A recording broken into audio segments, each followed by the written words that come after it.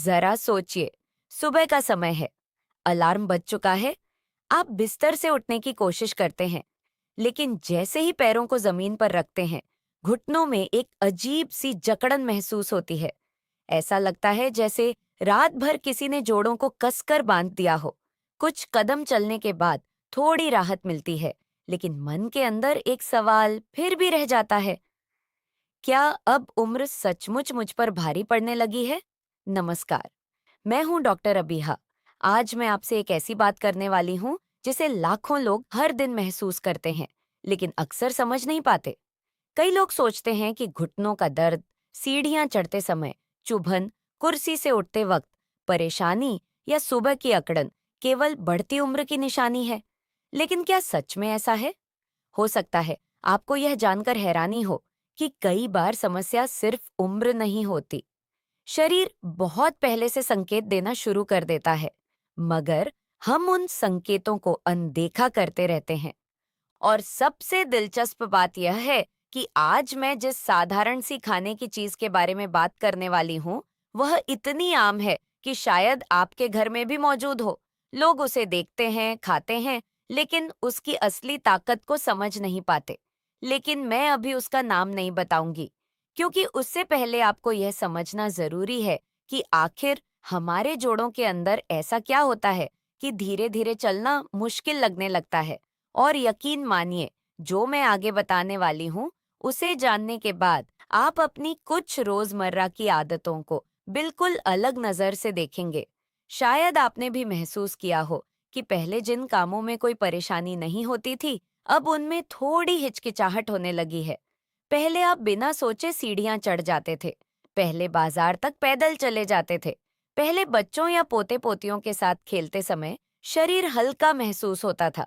लेकिन अब कभी घुटनों में खिंचाव महसूस होता है, कभी कमर जवाब देने लगती है, कभी पैरों में कमजोरी सी लगती है, और सबसे बड़ी बात, मन डरने लगता है।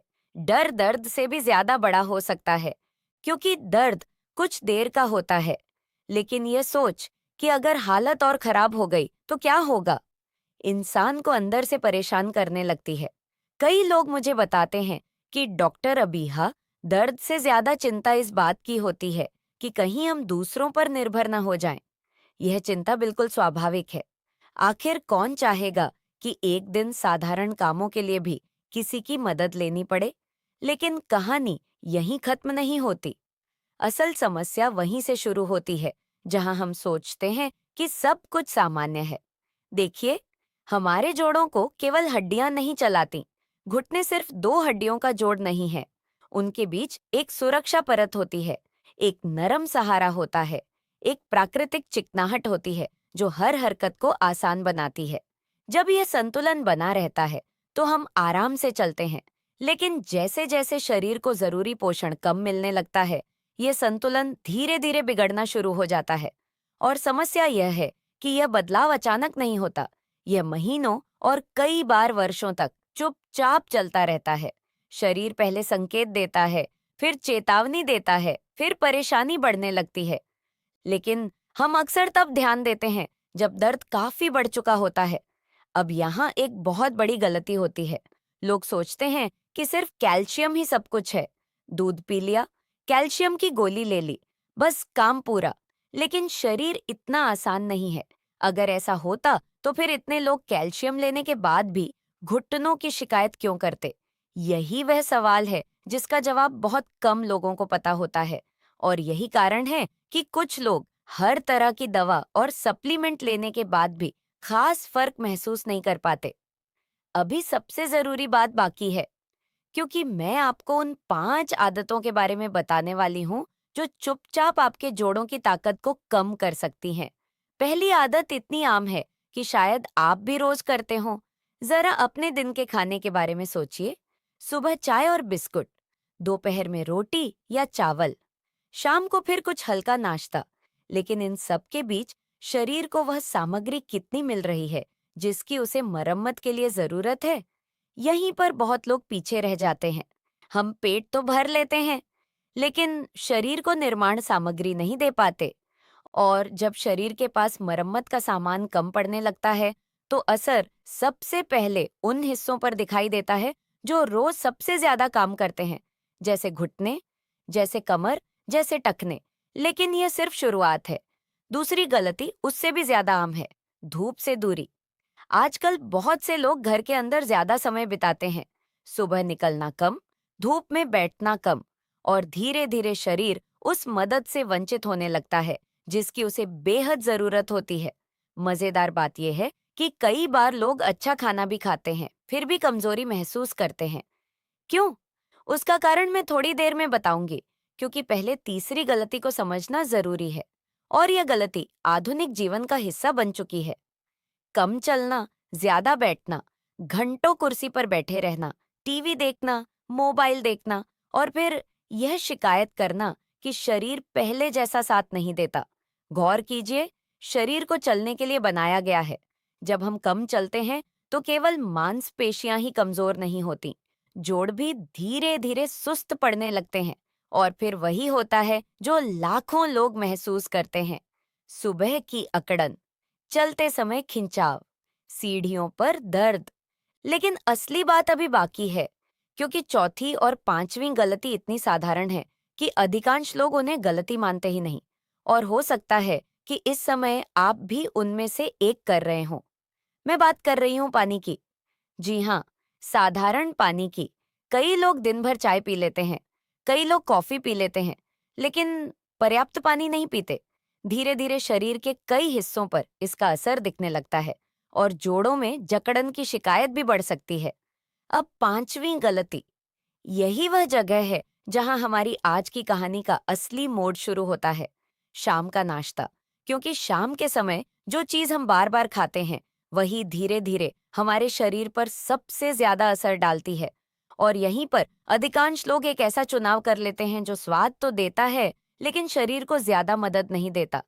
बिस्कुट, तले हुए स्नैक्स, बहुत ज्यादा नमकीन चीजें, बहुत ज्यादा मीठी चीजें क्षण भर के लिए अच्छा महसूस कराती हैं, लेकिन शरीर उनसे वह सहायता नहीं पाता जिसकी उसे जरूरत होती है।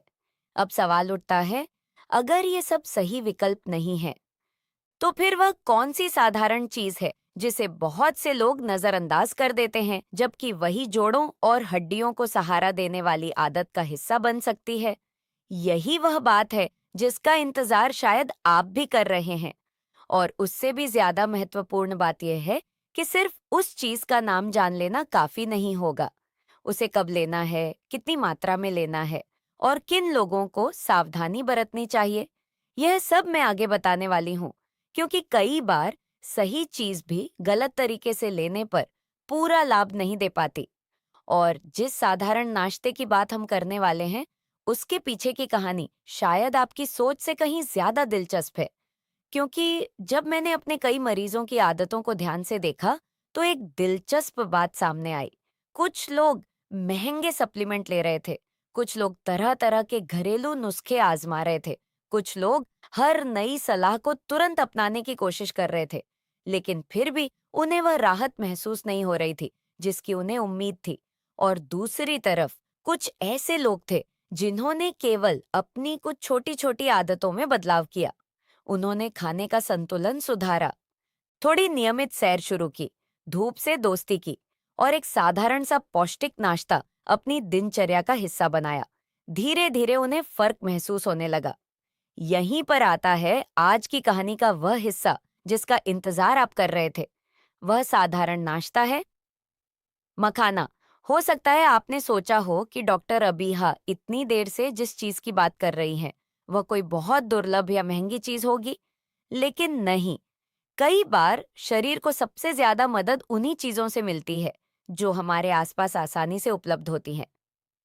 मखाना कोई जादुई इलाज नहीं है, यह कोई चमत्कार नहीं करता, लेकिन संतुलित भोजन का हिस्सा बनकर यह शरीर को कुछ ऐसे पोषक तत्व दे सकता है जो हड्डियों और जोड़ों के स्वास्थ्य को समर्थन देने में भूमिका निभाते हैं। यही बात समझना सबसे जरूरी है, क्योंकि अक्सर लोग किसी एक चीज से चमत्कार की उम्मीद करने लगते हैं, लेकिन शरीर टीम वर्क पर चलता है। जब अच्छा भोजन, हल्की गतिविधि, पर्याप्त पानी, धूप और आराम साथ आते हैं, तब परिणाम बेहतर दिखाई देने लगते हैं। अब जरा मखाने को करीब से समझते हैं। मखाना हल्का होता है, कई लोगों को आसानी से पच जाता है। इसमें ऐसे खनिज तत्व पाए जाते हैं जो शरीर के सामान्य कार्यों में योगदान देते हैं। और सबसे बड़ी बात, यह उन तले हुए और अत्यधिक नमकीन स्नैक्स की तुलना में बेहतर विकल्प बन सकता है जिन्हें लोग रोज शाम को खाते रहते हैं। लेकिन यहाँ एक बड़ी गलती होती है। लोग सोचते हैं कि अगर थोड़ी मात्रा अच्छी है तो ज्यादा मात्रा और अच्छी होगी। ऐसा बिल्कुल नहीं है। शरीर समझदारी पसंद करता है, अति नहीं। इसलिए अगर आप मखाने को अपनी दिनचर्या में शामिल करना चाहते हैं तो सामान्यतः एक छोटी मुट्ठी पर्याप्त मानी जाती है। हर व्यक्ति की जरूरत अलग हो सकती है। इसलिए यदि आपको कोई विशेष बीमारी है या डॉक्टर ने खानपान संबंधी निर्देश दिए हैं तो उनसे सलाह अवश्य लें। अब सवाल आता है कि इसे खाया कैसे जाए। सबसे आसान तरीका है हल्का भूनकर। एक पैन लें, बहुत थोड़ा घी या बिना घी के भी हल्का सेंक सकते हैं। मखानों को धीमी आंच पर कुरकुरा होने तक भून ले। ऊपर से हल्की काली मिर्च डाल सकते हैं। कुछ लोग थोड़ा सा भुना जीरा भी पसंद करते हैं। लेकिन याद रखिए, जितना ज्यादा मसाला उतना ज्यादा लाभ नहीं। सरलता अक्सर बेहतर होती है। दूसरा तरीका उन लोगों के लिए है जिन्हें चबाने में परेशानी होती है। गर्म दूध में कुछ देर मखाने नरम कर लें, फिर आराम से खाएं। लेकिन यहाँ भी मात्रा का ध्यान रखें। और अगर आपको दूध से संबंधित कोई समस्या है तो अपने डॉक्टर या आहार विशेषज्ञ की सलाह लें। लेकिन कहानी यहीं खत्म नहीं होती, क्योंकि केवल मखाना खाकर बाकी सारी गलतियां जारी रखने से बात नहीं बनेगी। मान लीजिए कोई व्यक्ति दिन भर बैठा रहता है, पानी कम पीता है, रात को देर से सोता है, धूप बिल्कुल नहीं लेता और फिर उम्मीद करता है कि केवल एक नाश्ता सब कुछ बदल देगा। ऐसा नहीं होता। शरीर को सहयोग चाहिए और यह सहयोग छोटी छोटी आदतों से मिलता है। जरा कल्पना कीजिए, सुबह आप उठते हैं, एक गिलास पानी पीते हैं, कुछ मिनट हल्की धूप लेते हैं, दिन में थोड़ा चलते हैं, शाम को बिस्कुट और तले हुए स्नैक्स की जगह मखाने जैसा बेहतर विकल्प चुनते हैं, रात को पर्याप्त नींद लेते हैं। क्या यह कोई कठिन योजना है? नहीं, लेकिन लगातार करने पर यही छोटी बातें बड़ा अंतर पैदा कर सकती हैं। अब मैं आपको एक और महत्वपूर्ण बात बताना चाहती हूँ। बहुत से लोग दर्द होने पर चलना बंद कर देते हैं। उन्हें लगता है कि आराम ही सबसे अच्छा उपाय है। कुछ मामलों में आराम जरूरी हो सकता है, लेकिन लंबे समय तक पूरी तरह निष्क्रिय रहना भी सही नहीं होता। डॉक्टर की सलाह के अनुसार हल्की गतिविधि कई लोगों के लिए फायदेमंद हो सकती है। धीमी चाल से चलना, हल्के स्ट्रेच, घर के अंदर थोड़ी गतिविधि, ये सब शरीर को सक्रिय बनाए रखने में मदद कर सकते हैं। और हाँ, पानी को कभी कम मत आंकिए। कई लोग पोषण की बात करते हैं लेकिन पानी भूल जाते हैं, जबकि शरीर की अनेक प्रक्रियाओं के लिए पर्याप्त पानी जरूरी है।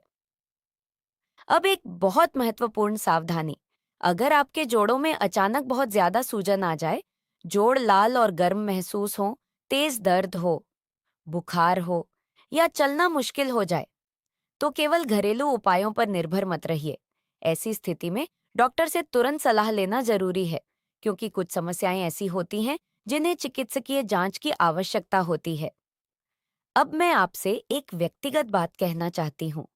स्वास्थ्य केवल दर्द न होने का नाम नहीं है। स्वास्थ्य का मतलब है स्वतंत्रता, अपने पैरों पर भरोसा, अपनी दिनचर्या को खुद संभाल पाने की क्षमता, अपने परिवार के साथ समय बिताने की ताकत, अपने पोते पोतियों के साथ बिना डर के खेल पाने का आत्मविश्वास, बाजार तक आराम से चल पाने की खुशी, सीढ़ियां चढ़ते समय मन में डर न होना। और यही कारण है कि हमें अपने शरीर के संकेतों को समय रहते सुनना चाहिए, क्योंकि शरीर अक्सर चिल्लाता नहीं है, वह धीरे धीरे फुसफुसाता है। पहले हल्की अकड़न के रूप में, फिर थोड़ी कमजोरी के रूप में, फिर छोटी छोटी परेशानियों के रूप में।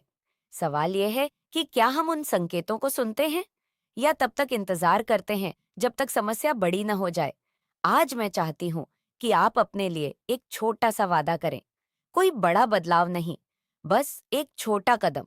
शायद शाम के नाश्ते को बेहतर बनाना, शायद रोज थोड़ा चलना, शायद पानी बढ़ाना, शायद धूप में कुछ मिनट बैठना, या शायद इन सब की शुरुआत धीरे धीरे करना, क्योंकि स्वास्थ्य एक दिन में नहीं बनता, लेकिन हर दिन की छोटी आदतें मिलकर भविष्य जरूर बनाती हैं।